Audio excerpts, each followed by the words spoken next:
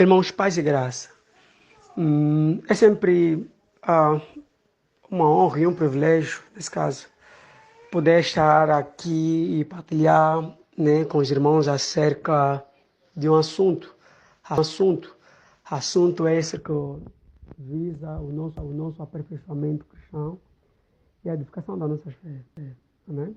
E sou grato dos irmãos para então se nos chamarem a partilhar com os irmãos, né, da parte de Deus, um dom espiritual. E eu acredito que esse tema parece ser meio propositado, né?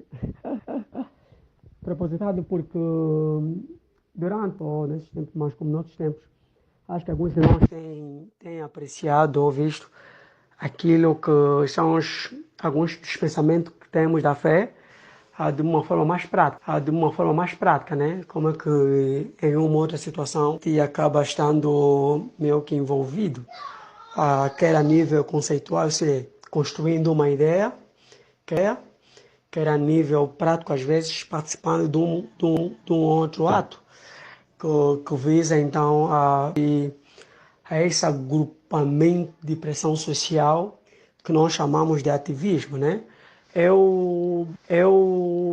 Sinceramente, pronto, não é que nos vimos como ativistas como tal, né? Mas há outro momento a fazer parte disso. E eu achei exatamente interessante e bom falarmos acerca disso, a fim de podermos compreender e vermos então qual é o real papel. Qual é o papel do cristão em relação? Devemos nos posicionar em relação a esse quesito. E grosso também depois que o irmão Cloan esteve aqui e falou um pouquinho sobre o cristão e a política, né? É bom se eu falasse do cristão e política. Falo no sentido, não porque sou melhor do que o irmão Cloan. O irmão Cloan lançou um livro. Falo porque eu acho que o ativismo, né, é um pouquinho mais, digamos assim, meio que acentuado, né, um pouquinho mais exatamente cristão. Está ligado a questões políticas de uma forma muito conceitual, muito teórica, né? E outra coisa também é o ativismo, né? Eu acho que é um pouco mais temeroso quando você começa a falar de ativismo, a probabilidade de você ser do cristão e a política, né? Então, mais nesse sentido, meus irmãos. Então vamos falar sobre essa questão. Eu gostaria primeiramente começar com os irmãos fazendo uma construção exatamente daquilo que é a comunhão. Amém? Normalmente quando nós ouvimos da comunhão, a palavra koinonia, nós temos a ideia da comunhão muito ligada às vezes no aspecto. Ou seja, existe uma visão muito reducionista à fé cristã, que abarca somente os cristãos, somente esse ponto de contato do reino, né? Ou seja, todos aqueles que fazem parte do reino de Deus, aonde se estende a vários dos pontos benéficos de Deus em relação à vida um do outro. E o mesmo se dá, por exemplo, quando nós pensamos sobre a comunhão, né? A comunhão com os santos, a comunhão com os santos. Nós falamos e dissemos várias vezes. Entretanto, mas não tem uma aplicação diretamente, assim, ligada aos santos, aos crentes, né? De caráter muito de conjunto, né? De estar em companhia. Só para os irmãos terem essa noção, por exemplo, a palavra koinonia de comunhão, ela é também usada, por exemplo, nas palavras de Paulo, quando Paulo fala dos cristãos que tiraram de seus pertences para poderem socorrer os irmãos lá na Judeia. E participação das necessidades também é usado como koinonia, né? Ou seja, exatamente o meio de se usar recursos para o benefício do outro. Também é uma koinonia. Ou seja, nós mantemos comunhão com os irmãos, participando das suas necessidades. Entretanto, meus irmãos, a palavra koinonia, de uma forma mais extensiva, ele abarca quase que a humanidade, né? Quase que toda a raça humana, né? O contato de comunhão que nós temos com o mundo, com a sociedade em si, pelo facto de nós sermos homens, nós partilhamos exatamente esse ponto comum com os homens. Todos nós somos homens e por conta desse ponto nós temos uma comunhão próxima, né? Faz todo sentido quando Jesus lhe é questionado quem é o próximo, ele não trazendo a consciência do seu povo, dos seus ouvintes, de ser o próximo, aquele que pertencia à mesma fé, aquele que tinha a mesma religiosidade que ele. Não. Jesus, quando explicou quem é o nosso próximo e aquele de quem deve se estender nossa mão e ajudar, ele apontou alguém que estava fora desse complô religioso e mostrou para todos aqueles que são exatamente seu próximo. A eles você deve exatamente ajudar, a eles você deve exatamente cuidar. Entende? Então, eu queria que vocês entendessem desse ponto geral que existe um ponto de ideia de comunhão que tem a ver exatamente com todos os homens pertencentes a esse planeta Terra. Isso é porque nós partilhamos dessa natureza humana. Então temos comunhão com todos os homens, ou seja, nós partilhamos dessa humanidade. Isso faz com que nós tenhamos então uma comunhão também com os homens, e isso, de certa forma, implica desencadear uma outra ação, um melhoramento e um bem-estar do meu próximo, né? Esse é exatamente o ponto de Cristo. A ideia é, você não deve deixar de acudir o teu próximo, de ajudar o teu próximo. Você deve exatamente ver o que tiver a teu alcance, quando tu manifestar em relação a ele. Essa é a ideia do próximo e essa é a ideia de comunhão que eu quero que você mantenha hoje. Eu não quero que você hoje olhe que a comunhão deve ser excessiva, é apenas excessiva com os cristãos. Não. Ele abarca a ideia da humanidade, né? Dos homens. Nós temos comunhão com os homens. Falando particularmente aqui, tipo em Angola, nós temos comunhão com todos os angolanos, com todos aqueles que partilham conosco a mesma nacionalidade, com todos aqueles que partilham conosco a mesma humanidade, com todos que partilham conosco esse sol que se desencadeia, que se incide debaixo desse planeta, desse continente África, desse país Angola, Luanda, entende? Então nós temos esse ponto de comunhão, temos esse ponto de contato e temos essa direção de que nós devemos ajudar o nosso próximo, devemos andar em relação exatamente ao nosso próximo. Você tomasse exatamente em atenção para que entendesses então como e em que sentido é que nós devemos nos fazer participantes para ajudar os nossos irmãos e que de certa forma nós não estamos ausentes, entende? Por que eu digo exatamente isso? Porque existem primeiramente aqueles cristãos que entendem que nós somos cristãos e por conta disso nós não temos comunhão com pessoas não cristãs. Eu entendo e eu reconheço isso. Nós não temos comunhão com essas pessoas em um sentido mais espiritual da coisa, em ponto prático da nossa própria fé, que infelizmente, dada a graça por Deus, nós não somos chamados a ter comunhão com essas pessoas, entende? Por exemplo, nós não devemos exatamente se ater a essas pessoas para formarmos uma família, porque nós temos uma cosmovisão diferente, temos uma forma de ver, uma perspectiva do mundo diferente. Nós olhamos para esse mundo de uma forma diferente da nossa história. Por exemplo, não nos olhamos como peregrinos, mas eles nos veem como peregrinos, se veem como pertencentes à terra. E nós, na verdade, quando não nos atemos na intenção para tomar as decisões, não é porque o Filho de Deus quer que a gente não sofra por causa desse ponto diferente um do outro, não, mas a intenção de Deus é de formar nessa terra uma família piedosa, de formar nessa terra uma família de semente piedosa, e essa família é uma família de semente piedosa, e essa família de semente piedosa claramente vem cristãos piedosos.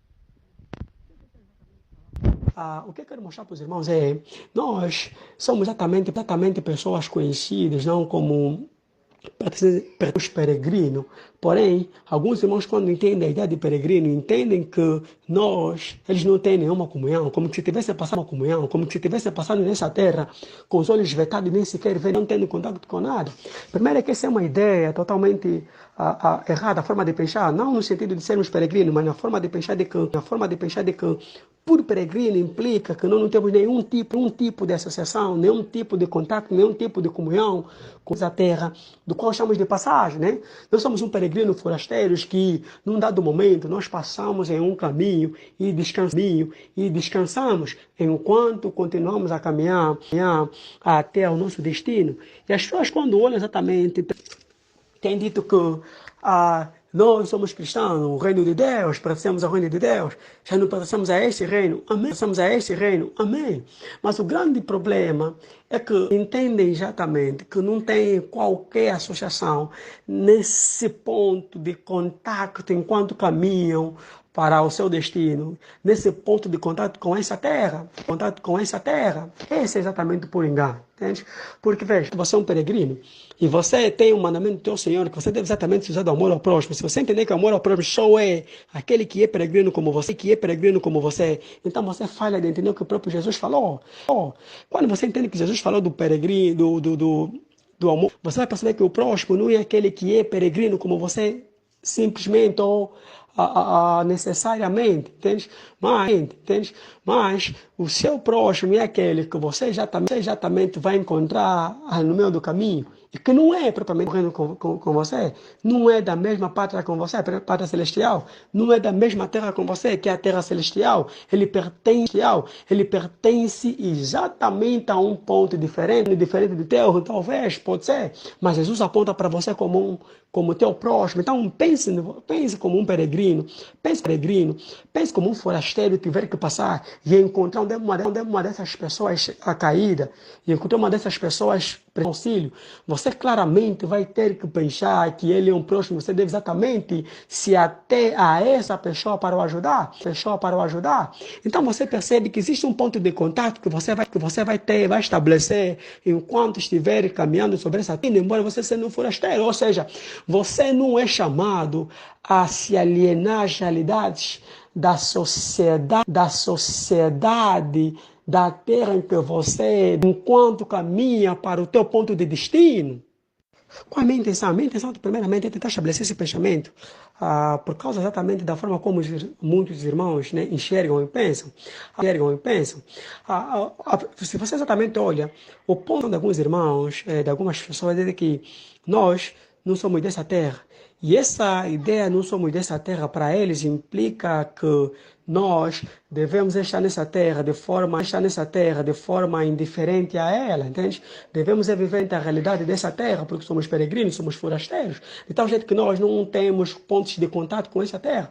Por isso é que eu exatamente vou tentar mostrar, para os irmãos que existe primeiramente um ponto de que temos comunhão com todos os homens pertencentes a essa terra, porque nós somos humanos, de sermos humanos, pertencemos à raça humana, isso nos faz ser isso nos faz ter comunhão com essas pessoas, isso nos faz ter comunhão com eles, certo? E outro ponto de pensamento é que Jesus, quando fala quem é o próximo, ele aponta ao próximo, nem sequer pertencia ao clã dos judeus, nem sequer pertencia à mesma religião que ele, nem sequer pertencia à mesma fé dele, nem sequer fazia parte do ciclo dele. Jesus é próximo, alguém que estava fora da esfera dele, alguém que não era pertencente à cidade, ao país, à nação dele. Nesse caso, estou falando da nação celestial, né? Jesus não falou exatamente quem é isso. Jesus falou de um homem totalmente estranho, totalmente daquilo que você é, da forma dessa pessoa viver, da forma que essa pessoa vivia, da própria fé deles, entende? Não era um sacerdote, não era uma pessoa exatamente que o parou, mas foi quem? Mas foi exatamente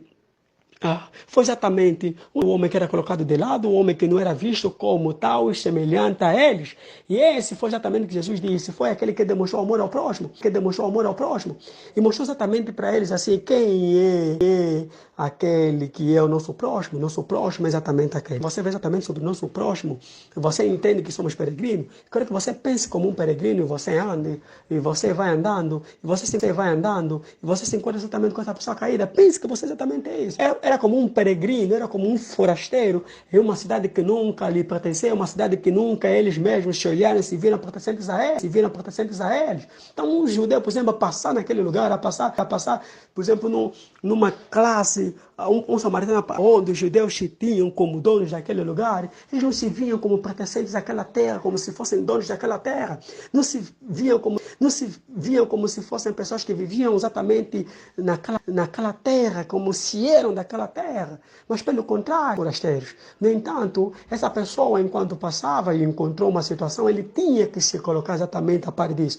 ele tinha que se colocar à disposição para tentar resolver essa situação, e o Bíblia está exatamente crescente a isso, ou seja, o ato a nossa obrigação cívica, na verdade, nas escrituras, ela é enfática, praticamente ela é ordenada lado a lado, a forma como, entende? Ou seja, nós somos exatamente chamados a um ato cívico, tanto quanto nós somos chamados a obedecer à verdade de Deus, a fazer exatamente como parte da obediência da verdade, da revelação de Deus. Exatamente isso. Você não vai perceber o que é amor ao próximo, você vai perceber exatamente qual é a sua responsabilidade em relação à fé cristã e a vida que você vive como peregrino nessa terra. Entenda que as escrituras, na verdade, nós não somos chamados a viver indiferente da cidade que nós passamos.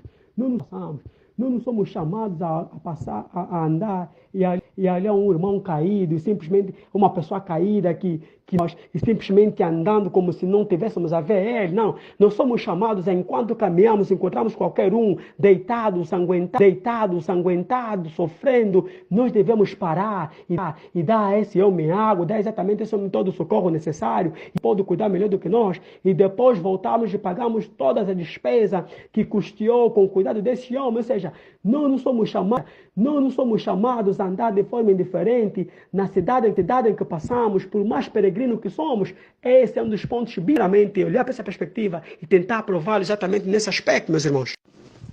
Nós conhecemos o texto de Marcos 12:17, né? Onde Jesus falou: dá a César o que é de César e a Deus o que é de Deus. Ou seja,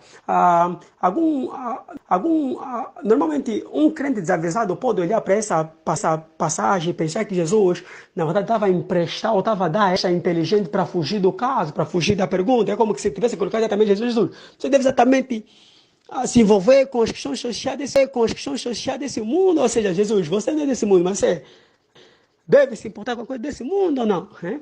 Então Jesus dá uma resposta, como Jesus tivesse a fazer uma separação diretamente entre o que é de Deus e o que é de César. Errado.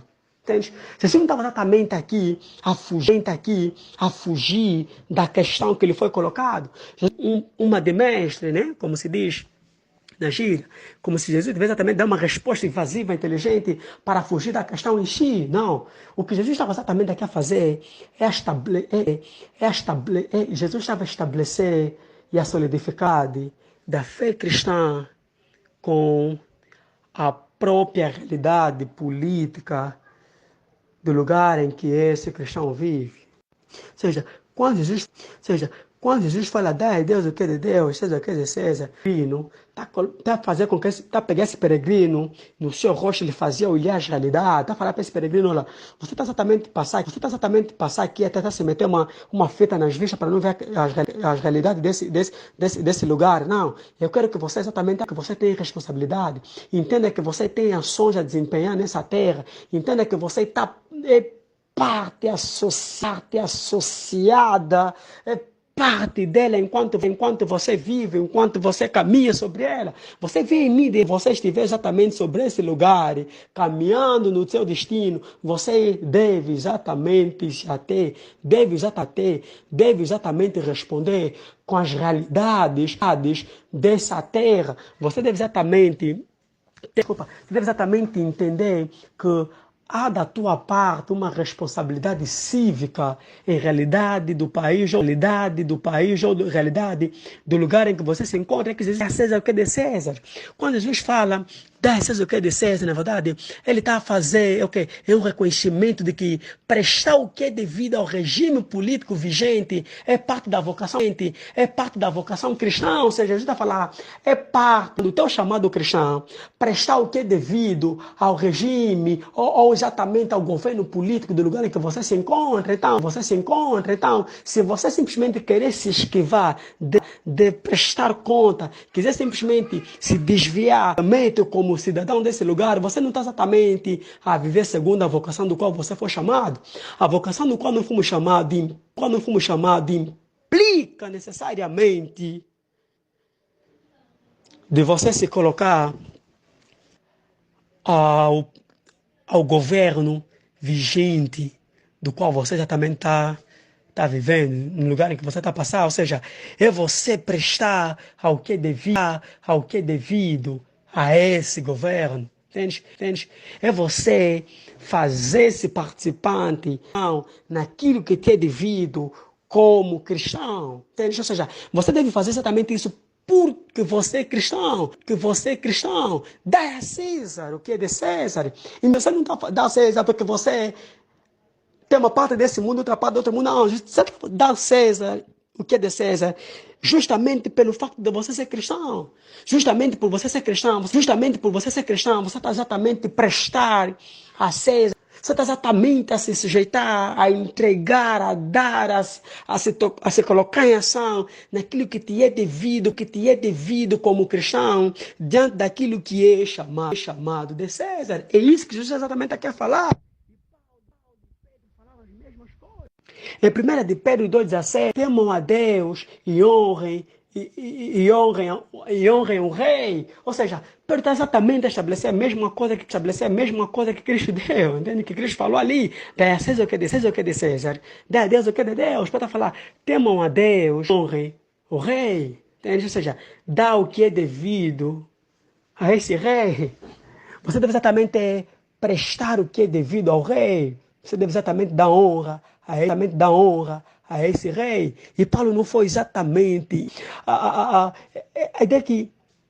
ideia de Paulo, ele passa a mesma ideia que Cristo passou aqui, e que o próprio Pedro também se nos colocou, meus irmãos. Esse, por sinal, é o nosso texto base, né? Que nós depois vamos lá aqui ler com os irmãos. Quando Paulo, em Romanos 13, ele ensina aos irmãos, né? Aos irmãos romanos, de que eles deviam exatamente ser gratos, né? Demonstrar uma vida com gratidão pela graça que é o verdadeiro cristianismo, ou seja, a expressão pela verdade do cristianismo, pela verdade daquilo que é o cristianismo que chegou até a eles, nesse caso os romanos, né? Paulo então ensina os princípios de Romanos 13, certo? E quando Paulo também 13, ele fala no versículo 1, todos devem sujeitar-se às autoridades governamentais. E aqui que coisa exatamente começar, veja. Paulo fala que eles são exatamente servos do Senhor, para o nosso próprio bem. E quem esses são? E que são esses que essas pessoas são pessoas pagãs, ou seja, são oficiais romanos, pagãos, entende? Não são pessoas cristãs, mas são oficiais romanos pagãos, de uma forma hierárquica, situada exatamente abaixo, ou seja, todos esses elementos investidos de autoridade é esse de quem Paulo está chamando como servos de Deus. E ele exatamente explica que ainda que Deus instituiu o Estado, ter a lei, a ordem, a justiça e o bem, esses são exatamente os pontos que esses homens são chamados como Deus para fazerem todas essas coisas como servos de Deus. Em outras palavras, os cristãos devem não exatamente se olhar ou ver-se a si mesmo como se estivessem em casa neste mundo. Isso é um facto.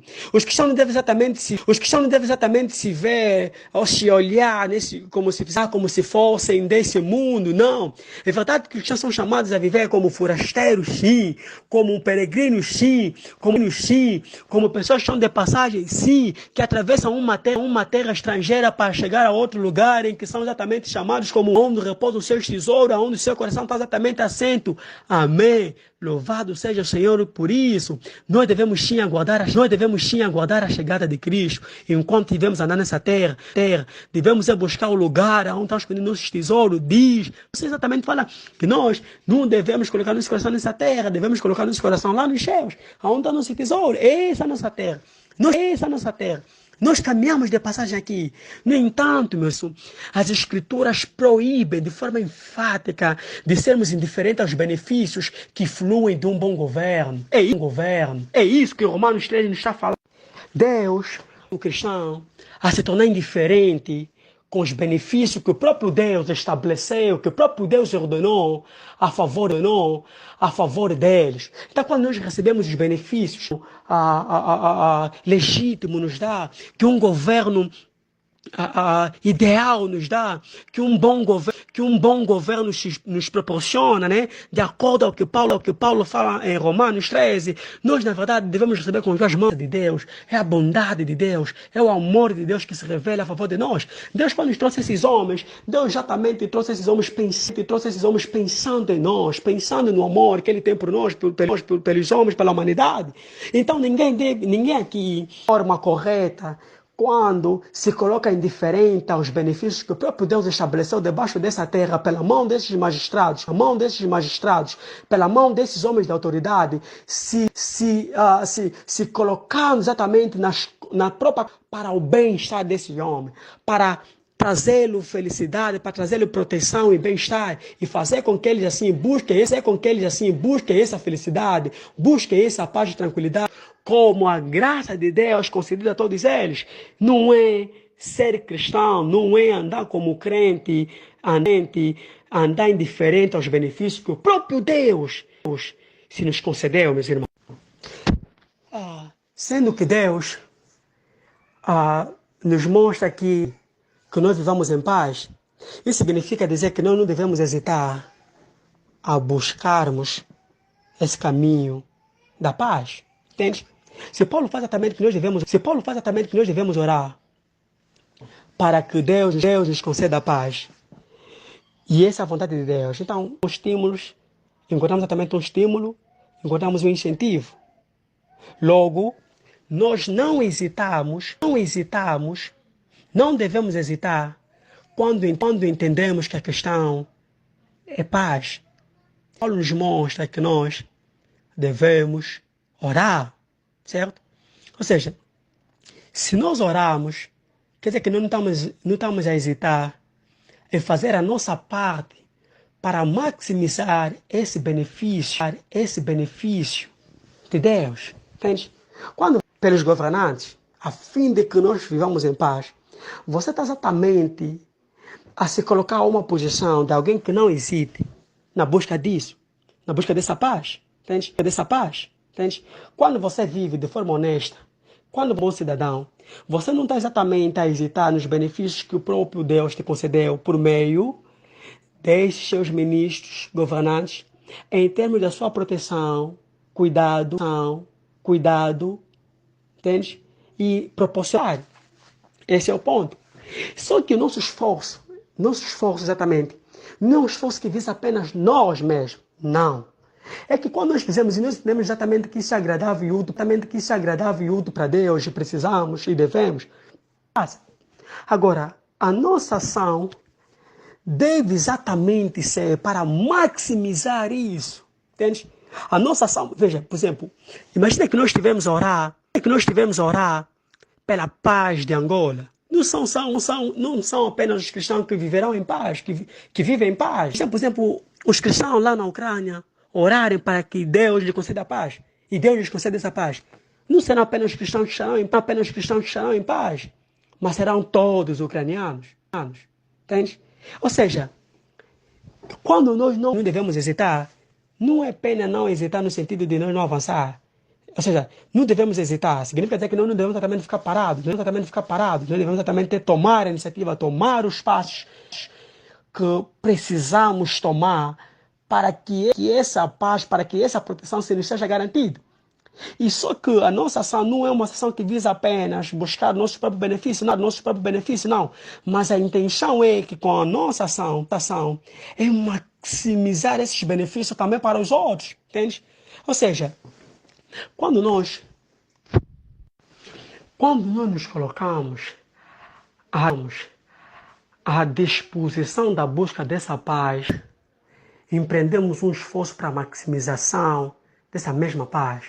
Nós temos um benefício que reconhecemos da parte de Deus, mas o caminho do cristão é de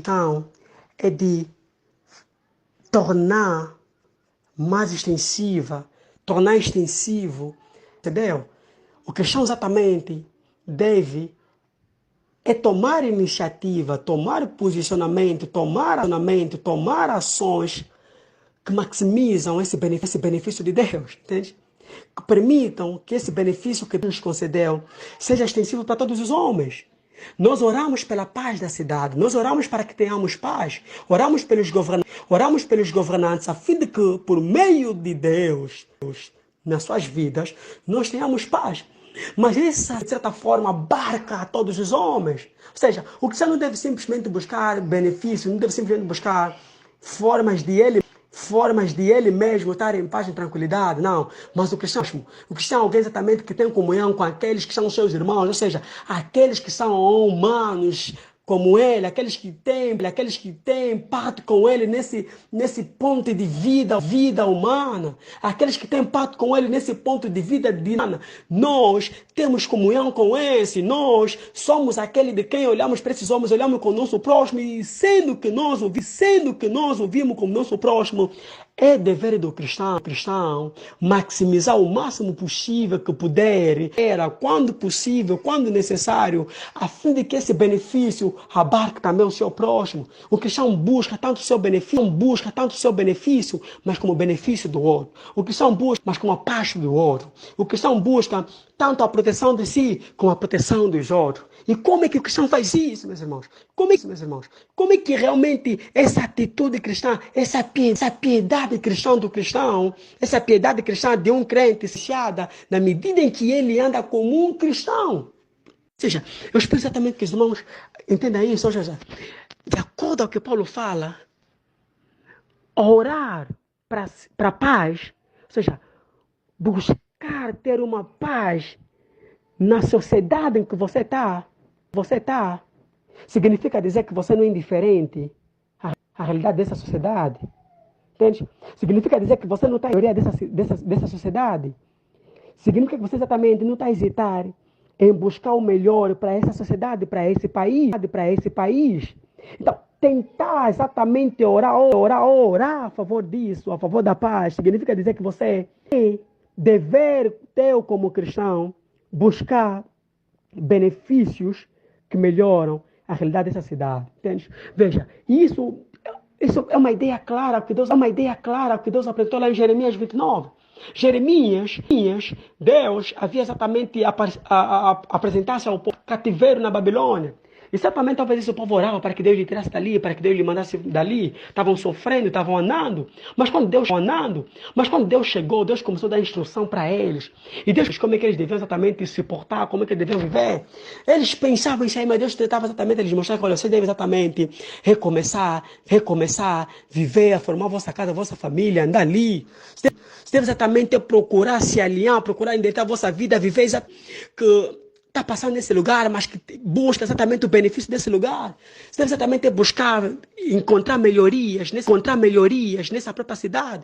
Deve exatamente buscar viver uma vida que vos dê tranquilidade, mesmo estando nessa cidade. Então, depois de Deus instruir, Deus disse para eles, olha, vocês devem orar pela paz da cidade, porque na sua paz, vocês também terão paz, entende? Ou seja, então quando eles oravam para que todo mundo tivesse paz, mas na paz que esse mundo todo tinha, esse extensivo benefício, eles também eram beneficiados. Essa era a intenção de Deus, entende?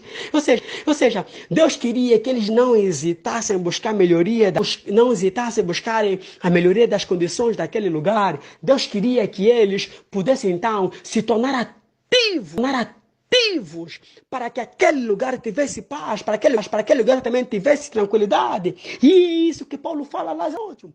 Quando Paulo fala que nós devemos orar para todos aqueles investidos de autoridade, a fim de que nós pudéssemos então ter paz, viver em paz, porque isso é da vontade e desejo de Deus para conosco. O que Paulo está a dizer? Paulo está a nos mostrar, meus irmãos, que tentar melhorar a condição social do lugar em que você se encontra, isso não é ser mundano, meus irmãos, mas é próximo, é demonstrar exatamente o bem-estar do teu próximo. Isso é amor ao próximo, é querer que aquela cidade tenha paz, que aquela cidade viva em paz. Isso é você visando o bem do teu próximo e também do teu, ou seja, você está mal a ti mesmo. Você quer tanto viver na paz, mas também busca a paz para o seu próprio próximo.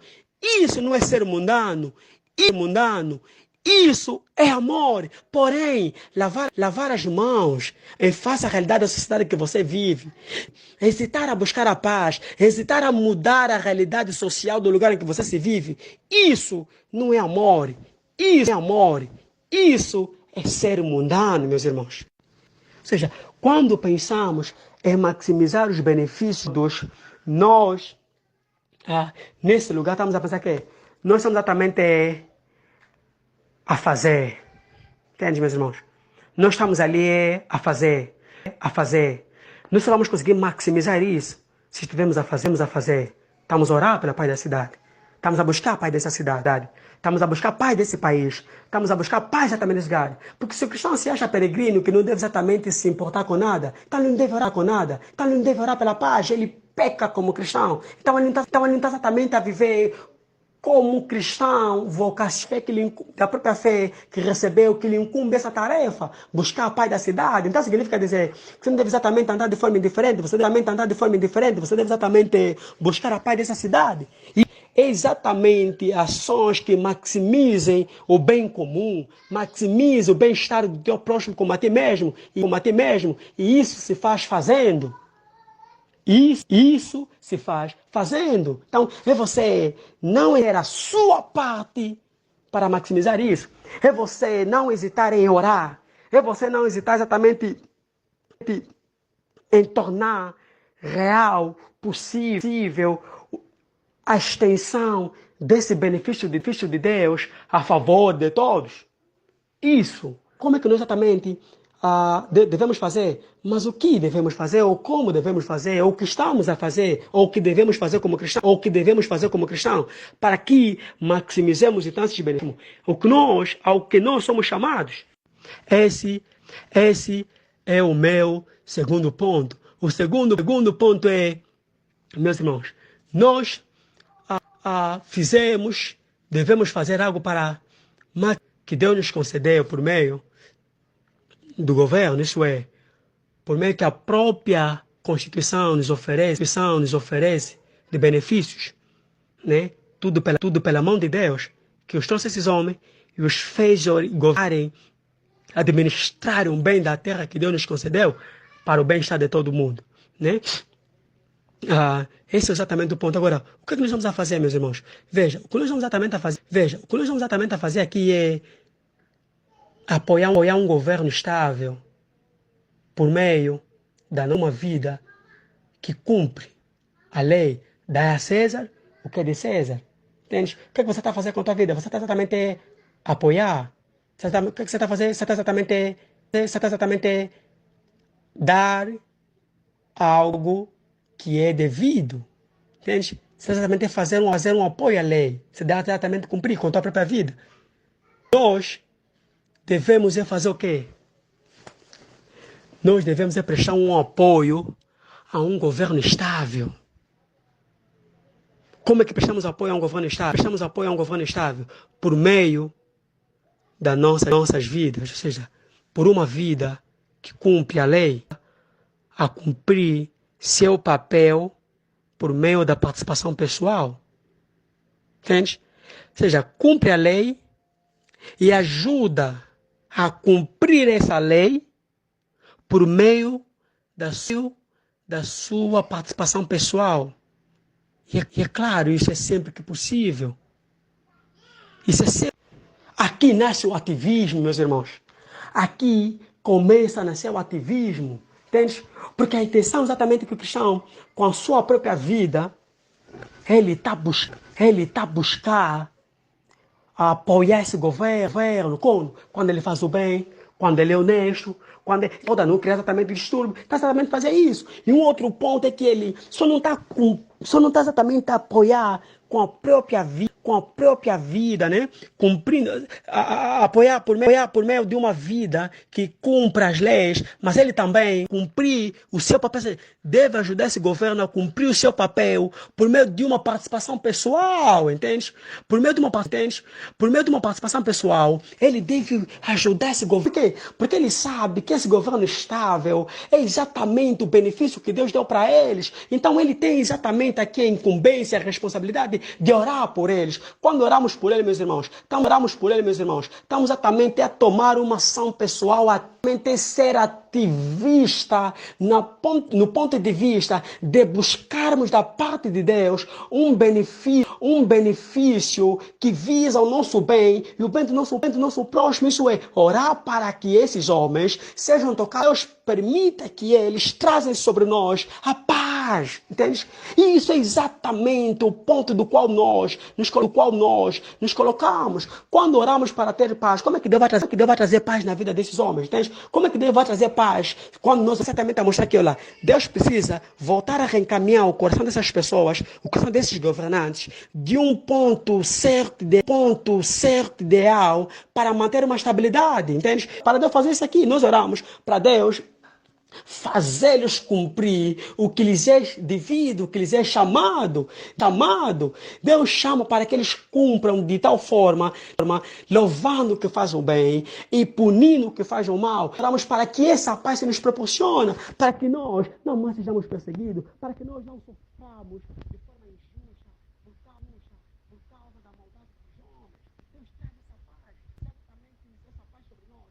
Quando nós oramos a favor dele, então, nós os cristãos temos uma responsabilidade como crentes da nossa vocação cristã, orarmos e empreendermos sobre as nossas próprias vidas um estilo de vida que cumpra a lei e ajuda a esse governo estável a cumprir a própria lei. Ou seja, o próprio cristão cumpre com sua própria vida a lei, dá a César o que é de César, ele governa a cumprir o próprio papel que lhes são dados por Deus por meio de uma participação pessoal, sempre que ele for possível, sempre que for possível, pois isso é o que Deus espera. Nós não devemos fugir de uns benefícios que vêm de um bom governo. Isso é bênção e graça de Deus. Nós buscar essa felicidade, buscar esse bem que esse governo nos faz, que esse governo nos traz, como? Cumprindo com nossas vidas a lei e ajudando eles a o que eles precisam fazer para que esse bem se estenda tanto a nós e a todos os nossos irmãos. Eu entendo que é aqui que nasce o ativismo, é aqui que se fala do ativismo, e isso faz que esse ponto um ativista. Porque quando nós começamos a orar a Deus, para Deus se usar de graça, a fim de fazer que esses homens cumpram ou se estabeleçam adequadamente aquilo do qual eles foram chamados, nós estamos a ajudar esses homens a fazer seu papel. Estamos a buscar a Deus e dar essa força para que Deus venha nos acudir, despertando-os e orientando-lhes a fim de que esses homens cumpram e eles foram chamados, cumpram o seu papel. Deus fizemos de uma forma de participação pessoal.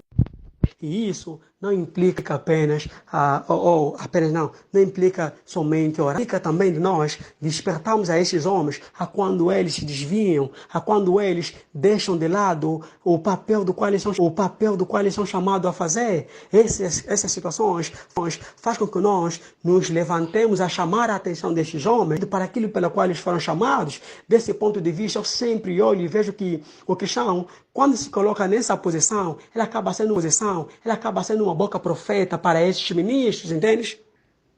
O que acontecia? Em Israel havia reis, e várias vezes esses reis eram pessoas governantes para e cuidarem exatamente do povo do ponto de vista civil, mas muitas vezes esses reis falhavam, esses reis erravam, esses reis se desviavam, e quando esses reis se desviavam, Deus trazia os profetas para falar até ele: olha, você foi chamado exatamente e dado graça e poder autoridade da parte de Deus, a fim de andar conforme Ele espera que você faça, andar conforme Deus quer que você ande. Então, cumpra a vontade de Deus, faça o que foi dado por Deus nessa posição. Os profetas exatamente falavam para ele assim, diz o Senhor. Então, quando nós os cristãos, quando os cristãos, a igreja, olha para um governo desviante e se torna exatamente indiferente, nós estamos a tudo cristã, nós não estamos a demonstrar um amor ao próximo. Por quê? Porque os benefícios de Deus, porque esses benefícios que Deus nos concedeu, que devem ser mantidos por nós, pelas nossas próprias vidas, engajados para ser extensível também aos outros, são perdidos por conta da inexistência desse governo ideal, desse governo estável. Então, buscar a estabilidade de um governo por meio da vida dos cristãos, pelos cristãos, por meio de participação pessoal, que seja no cumprimento da lei, que seja na chamada, no auxílio desse governo a cumprirem seu papel. Isso é demonstrar o amor cristão, e isso o amor ao próximo, e é de um ponto de vista social que chamamos hoje de ativismo. Porque eu acho que os cristãos, eles deixam de ver exatamente esses homens como ministros de Deus, certo? Veja, esses homens são ministros de Deus. Infelizmente, muitos deles não têm noção disso, de que são ministros de Deus. E quando entendemos que eles são ministros de Deus, meus irmãos, nós entendemos que eles estão ali para fazer o que bem entendem, o que bem querem. Entende? Eles estão ali exatamente para executarem a vontade de Deus, ali exatamente para tentar manter a punição aos malfeitores e louvar aos que fazem o bem. Entende?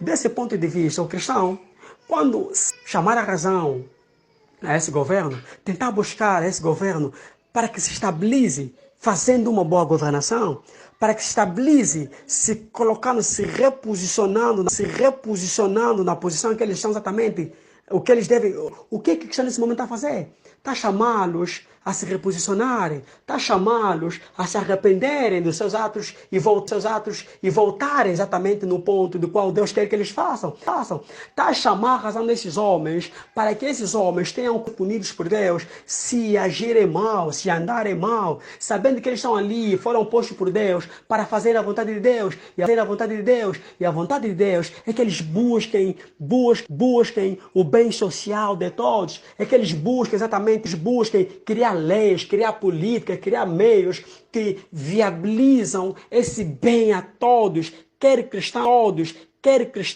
não cristãos. E os cristãos têm participação, ajudar, auxiliar esses homens com sua participação pessoal, quer no cumprimento da lei, quer no aviso, no despertar dele como uma boca profética, como um profeta chamando a razão a um rei que está errando, que está falhando, falando para o rei que, rei, você não está exatamente a fazer o que você deve fazer, Deus vai te punir por isso, arrume a tua casa e faça bem, ou seja, quando nós chamamos ao governo, nós estamos com todas as forças nesse sentido. Haja um governo estável, para que se mantenha sobre nós um governo estável, do qual Deus usa-os como canal para trazer o benefício, para trazer o bem a nós, muitas das vezes não é nós nos taparmos quando esse governo eles fazem mal a uma parte e deixam os outros, né? Muitas das vezes as igrejas se beneficiam desse governo. O que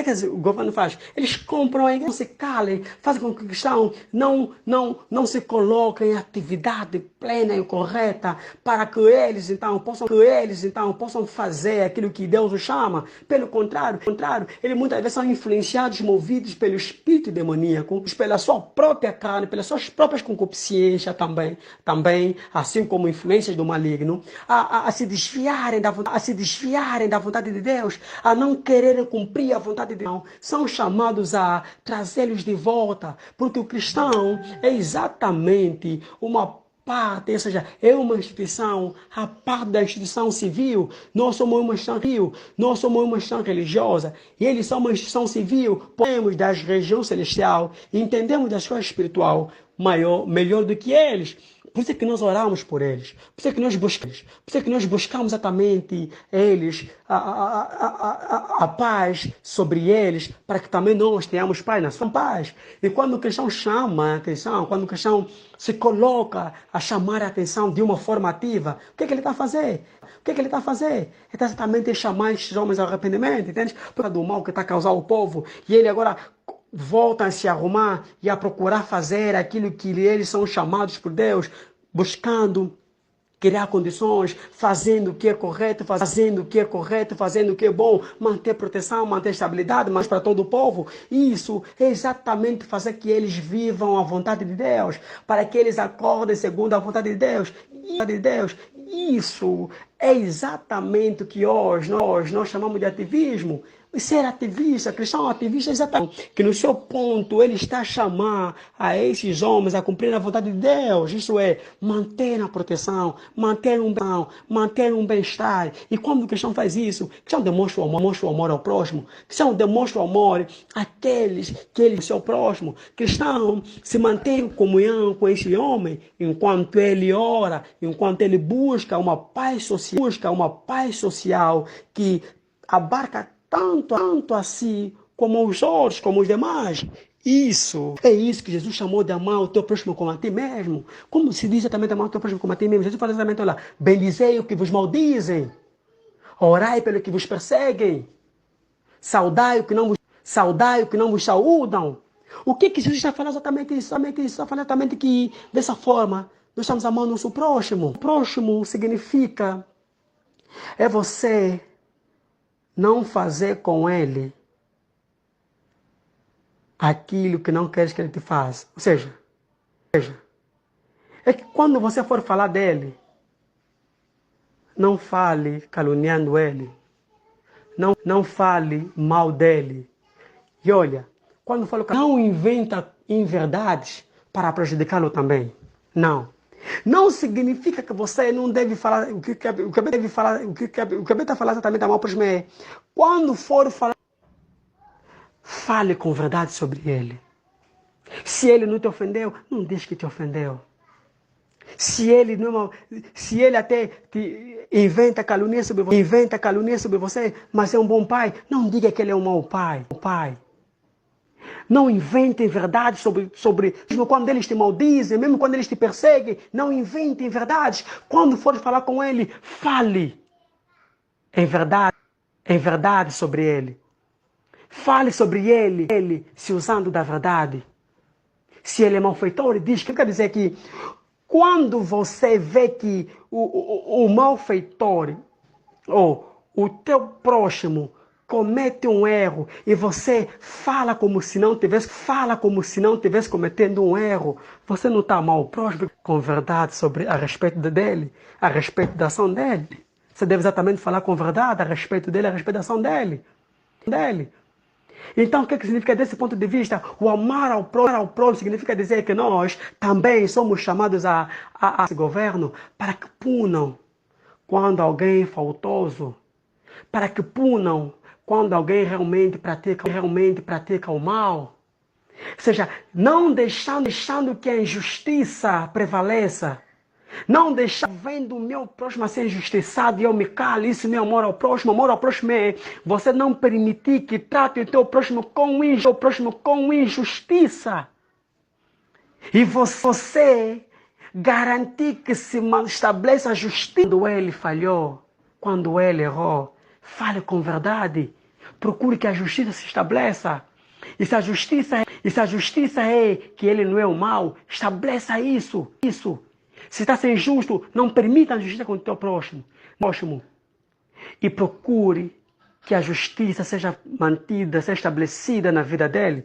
Quando você for falar dele, quando você tiver que falar dele. E desse ponto de vista, é aonde, se calhar, tem aquela ideia do ativismo. Mas, né? Às vezes...